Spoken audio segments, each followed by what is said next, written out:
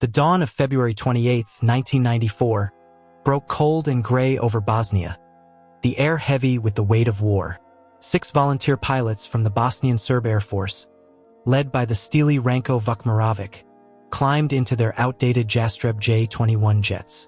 Their mission was a brazen defiance of NATO's no-fly zone, a desperate bombing run on a weapons factory deep in enemy territory. The J-21s, relics of a bygone era, were no match for the sleek, lethal F-16s patrolling the skies. The pilots knew it. Their hearts pounded with a mix of pride and dread as they roared into the clouds, skimming low to evade radar, the ground blurring beneath them. Vukmirovic, jaw clenched, led his men through the valleys, the rumble of their engines echoing off the hills. They stayed below radar height, hugging the terrain, their aging jets straining against the wind.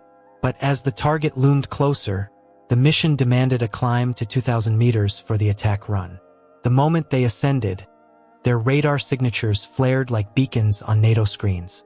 50 miles away, 2 F-16s, piloted by Captain Robert Wilbur Wright and Captain Stephen Yogi Allen, snapped to attention.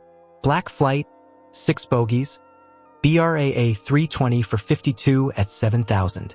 Flanking, crackled the radio in the F-16 cockpits.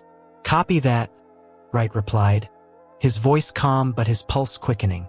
The F-16s banked sharply, slicing through the sky toward the intruders. Vukmirovic's eyes locked on the distant weapons factory, a gray smudge against the horizon. His hands steadied on the controls as he armed his bombs, the weight of the mission pressing against his chest. The 6 J-21s split into pairs, lining up for the run, their rudimentary optical sights trained on the target. But a panicked voice broke through the static of Vukmirovic's radio. "American aircraft ahead of you." His stomach lurched. Through the cockpit glass, he saw them, 2 F-16s, their sleek forms cutting through the sky like predators. Their contrails streaked white against the dawn. Vukmirovic's breath caught, but he forced his voice steady. "I see. Let's go." In past missions, the Americans had only shadowed them, issuing warnings but holding fire. Surely, he thought, they wouldn't engage now. The F-16s could have fired from miles away, but instead, they roared closer, their engines screaming as they blasted past the J-21s in a heart-stopping display of power. "Ha-ha, American Ferraris!" One of Vukmirovic's wingmen laughed nervously over the radio. "Focus on the target." Vukmirovic snapped, his voice sharp with urgency. His men couldn't afford to be distracted, not now. The Jastrebs held their course, their old-tech optical sights locking onto the factory below. One by one, they released their 550-pound bombs, the explosions blooming like fiery flowers across the target. The ground shook as the weapons factory erupted in smoke and flame. "Target is hit," Zlatan Krnalik, at the rear of the formation, called out, his voice tight with adrenaline. "Copy that. Objective complete. Turn for home," Vukmirovic ordered, relief flickering in his chest. But the reprieve was fleeting. The F-16s, now behind them, had been watching. Wright's voice came over the NATO frequency, cold and precise. "They dropped bombs." "Understood. You're clear to engage. Weapons free," came the response from command. "Roger, moving to engage." "This is going to be shooting fish in a barrel," Allen replied, a grim edge to his tone. In the F-16 cockpit, Wright switched to air-to-air mode, his HUD locking onto the trailing J-21. His thumb hovered over the weapon's release. Fox 3, an AM-120 AMRAAM missile leapt from his wingtip, its radar-guided nose homing in on the J-21 signature. Krnalik, scanning the skies, saw a blinding flash. For a split second, he thought he'd been hit. Then the explosion tore through his wingman's jet, shredding its left wing into a cascade of sparks and metal. "The Americans are behind us," he shouted, his voice cracking with panic. "Scatter! Run!" Vukmirovic's command was desperate. The 5 remaining J-21s broke formation, diving for the cover of the Bosnian valleys. Krnalik was alone now, his heart hammering as he weaved through the hills, the F-16 hot on his tail. He glanced over his shoulder, catching the glint of the American jet, its silhouette relentless against the sky. Fox 2. Allen's voice rang out as he fired an AIM-9 Sidewinder. The heat-seeking missile locked onto Krnalik's engines, chasing him through the twisting valleys. In a last-ditch effort, Krnalik skimmed over electrical transmission wires, the missile detonating in a fiery burst just behind him. Shrapnel sliced into his vertical stabilizer, but his jet held together, barely. "I'm hit. I can't shake him." Krnalik's voice was frantic, but his radio was dead. He braced for the killing blow, his hands trembling on the stick. But then, inexplicably, the F-16 broke off, banking away. Krnalik's breath shuddered out, his mind reeling with disbelief. He was still alive. Elsewhere, Vukmirovic and his wingman, Goran Zarek, pushed their jets to the limit, racing through the valleys. But the F-16s were relentless. Wright locked onto another J-21. Fox 3. Another AMRAAM streaked through the sky, slamming into the wingman's jet. The Jastreb erupted in a fireball, debris raining down over the hills. "Pezic is down. The American is on me." Vukmirovic's voice was raw with fear. He yanked the stick, dodging through the terrain, but another missile found him. The explosion tore through his engines, flames licking at the cockpit. "I'm hit. I'm on fire," he shouted, wrestling the dying jet upward.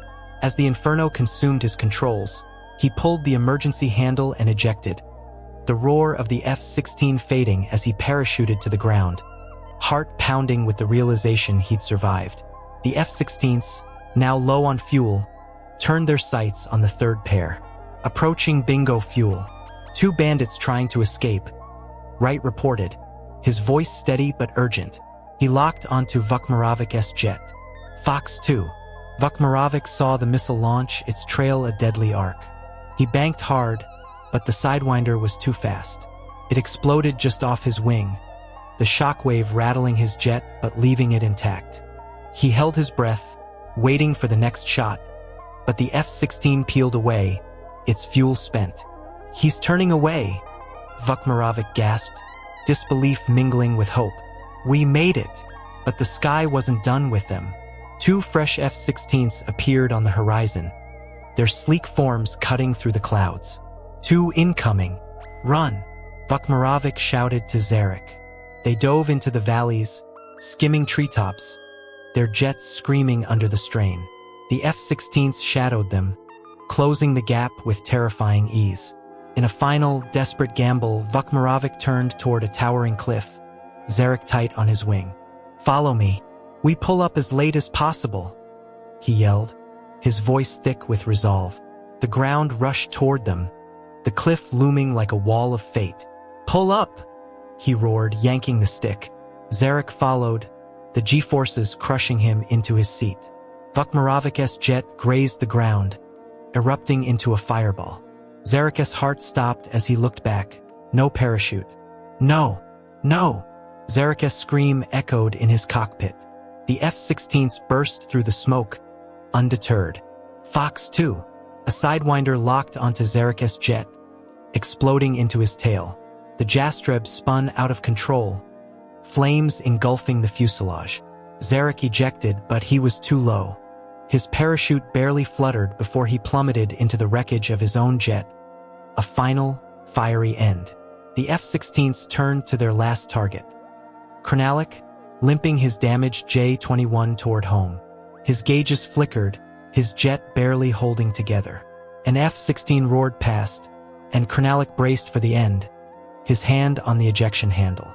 But instead of firing, the American jet pulled alongside, matching his speed. Through the cockpit glass, Krnalik locked eyes with Captain Allen.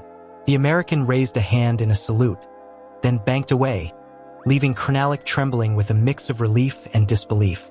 Of the 6 brave Jastreb pilots who defied the odds that morning, only 3 returned home. Krnalik, one of the survivors, later reflected, his voice heavy with the weight of loss. "I don't have any bad feelings toward the American pilots. We had our task, they had theirs." The Banja Luka incident, as it came to be known, marked NATO's first combat engagement, a brutal clash of old and new in the skies over Bosnia. Captain Robert Wilbur Wright was credited with 3 kills, the highest single mission score for a USAF pilot since the Korean War. Captain Stephen Yogi Allen claimed 1. As the F-16s returned to base, their radios crackled with grim humor. "God help them if we use our F-117s. Ha! No one told us they were invisible," Allen quipped, the tension breaking for a moment.